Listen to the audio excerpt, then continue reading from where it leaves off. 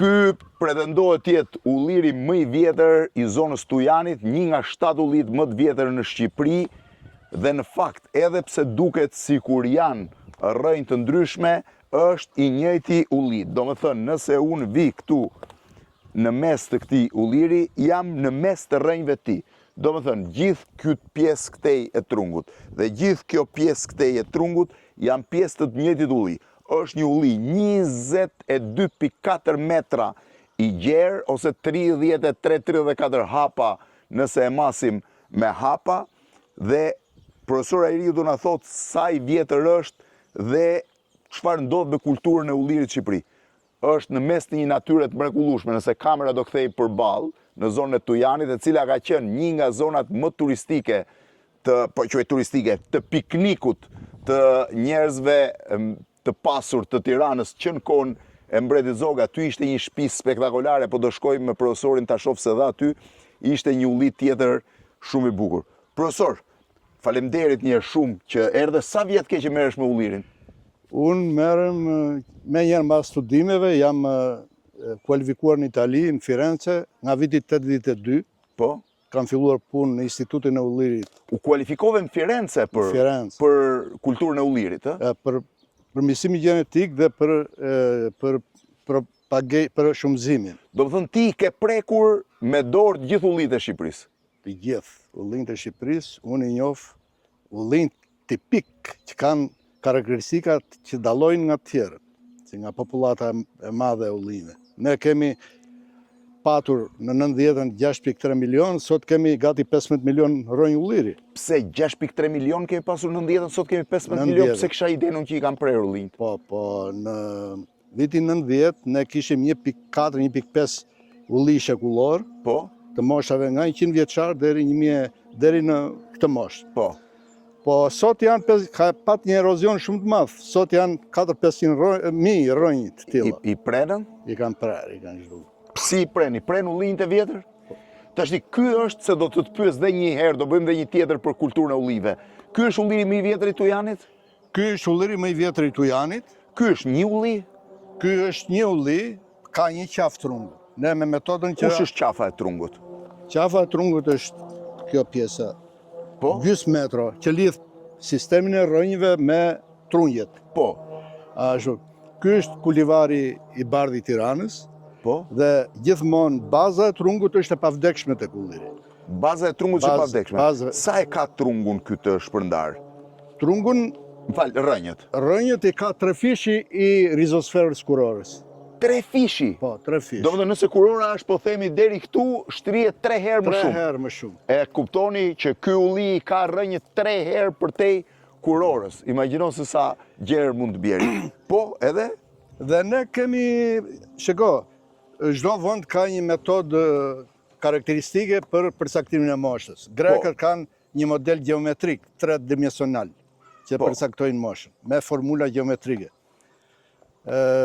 Spanja edhe Italia përdorin metodën e radiokarbonit, me vjetërsinë e izotopit C14, moshën e tij, kurse ne kemi përdorur aproksimative deri në aplikimin e kësaj metode. Ky ulli që është këtu, me matjen tuaj, sa figuron?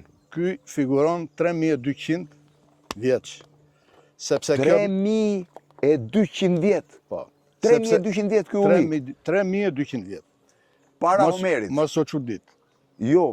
Sepse janë ullinjt e tjerë, po thuaj se të njëjtën moshë kanë me një deviacion 150-200 vjet, por biometria e trungut dhe kurorës varet dhe nga faktor genetik, faktor të ushqyerit.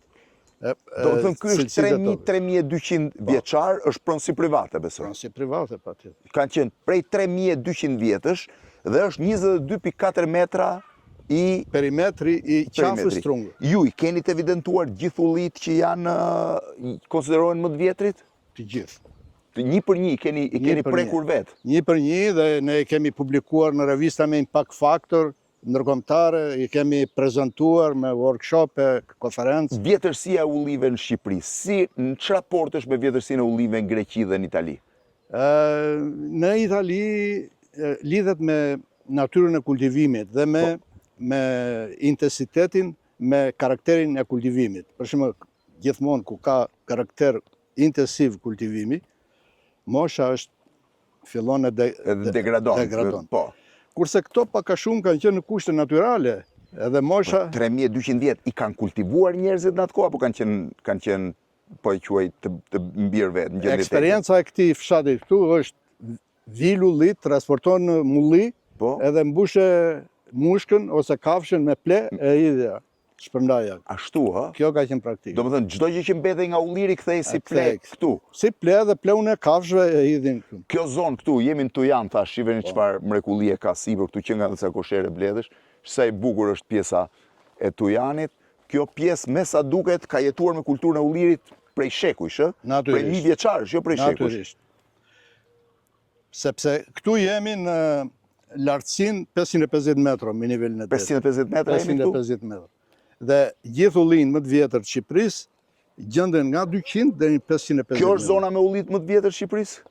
Kjo ka popullatën më të madhe të individëve të vjetër. Këtu ke mund gjesh mbi 2000 vjeç, mund gjesh 50-60. Mbi 2000 vjeçar. Mbi 2000 vjeçar. Por ky është më i vjetri i zonës. Ky hyn në 7 ullinë më të vjetër të Shqipërisë. 7 ullit më të vjetër të Shqipërisë, po të cilët janë kryesisht në zonën e Tiranës. Po do të pyes për ullit e vjetër, vetëm ti shkoj edhe një herë. Ky është ulli i bardhë i Tiranës. Sa varietete ulliri kemi ne, profesor? Ne kemi 64 varietete të koleksionuar nga banka gjenetike në Universitet Bujqësor. 64 lloje ullish. Unë kam punuar te banka gjenetike 15 vjet. Po? Në Universitet Bujqësor dhe një nga objektivat që kishim ne ishte eksplorimi dhe koleksionimi i ullirit. Unë isha specialisti i ullirit. Dhe ne kemi koleksionuar në gjithë territorin e Shqipërisë 64 varietete. 64 nga këto, 21 varietete janë me vlera përdorimi, kultivimi. Që këta janë vaj, ushqim... Jo, parimi është ky, që kur një varietet që është i kultivuar ose i prapur mbi 1.5% të sipërfaqes totale, quhet varietet me vlera kultivimi. Po, ullit kryesisht kanë qenë gjendje të lirë apo të kultivuar? Apo këta të vjetrit janë gjendje të lirë? Në Shqipëri, pothuajse kanë qenë gjendje të lirë. Kush ka traditë më të madhe të kultivimit të ullive nga fqinjet? Italia? Spanja, Italia. Spanja dhe Italia janë dy kryesor. Spanja, Italia janë prodhuesit më të mëdhenj të vajit ullirit dhe sidomos Italia e Jugut, është Pulja, që nga Pulja dhe poshtë është zona që ose krajina që ka dhe populacione dhe individ vjetër. Profesor, sa vjet i ke kushtuar ullive? Mbi 40 vjetave? Gjithë jetën? Se kam bërë llogari, po domethënë që nga 82-shit. 43 vjet dhe ke prekur çdo ulli të Shqipërisë? Pothuajse po. Çdo ulli pothuajse. Profesori ka prekur çdo ulli të kultivuar ose që gjendet në territorin e Shqipërisë. Do ta pyes më pas për 7 ullit më të vjetër që ne kemi, po këtu erdhëm te ulliri më i vjetër i Tujanit. Tani para se ta falenderoj profesorin për këtë pjesë, dua ta mas një herë me hapa se kam fiksim sa hapa është ulliri. Ku tani profesor? Këtu te kjo. Po. 1 2 3 4 5 6 7 8 9 10 11 12 13 14 15 16 17 18 19 20 21 22 23 24 25 26 27 28 29 30 31 32 33 34, fiksi rash, se i kisha hapat pak më të vegjël. Ky pra është ulliri më i vjetër i zonës Tujanit, një zonë mrekullueshme, e disa e keni 15 minuta nga Tirana, eksakt. Vlen edhe të bësh piknik, kjo është njëra pjesë e trungut, atje është pjesa tjetër e trungut, dhe është në një balkon që mund të shohësh rrugën e Arbrit, shoh këtej, edhe malet e Tiranës tej, duke si sipërfaqe hënore. Profesor, do të pyes më pas pak për 7 ullit më të vjetër. Nga shkalla e Tujanit, nga fshati Tujan, fakt, se shkalla është pak më tutje. Doja të jepja një kuriozitet. Po, që është? Nëse do të marrim një degëz, po, që është rritur gjatë këtij viti, po, Kjo është degza që është rritur Në këtë vit, në po? këtë vit. Kjo degës ka dy tipare, Po. mosha stadiale dhe mosha biologjike. Po. Mosha stadiale e kësaj degëze është 3500 vjeç sa është mosha e ullirit. 3500 vjet. Po si moshë biologjike, ne që bëjmë, i shfrytëzojmë këto degëzat e vjetra, Po? me moshë stadiale të vjetër, dhe i stimulojmë të edhe në rronjë. Po. E bëjmë fidan, A dhe bëhet fidan ky? ky bëhet fidan, dhe Pra maja që del këtë vit bëhet fidan. po, dhe trashëgon tipar gjenetike Të mëmës të fare. mëmës që do të prodhonte lule dhe fruta, po t'ishte atje. Dhe që bën ky, duke u bërë fidan, si moshë biologjike është 1 vjeçar, 2 vjeçar, sepse sa plotëson gjitha organet, kjo është mosha biologjike. Dhe sa duhet rriku që të bëhet gati?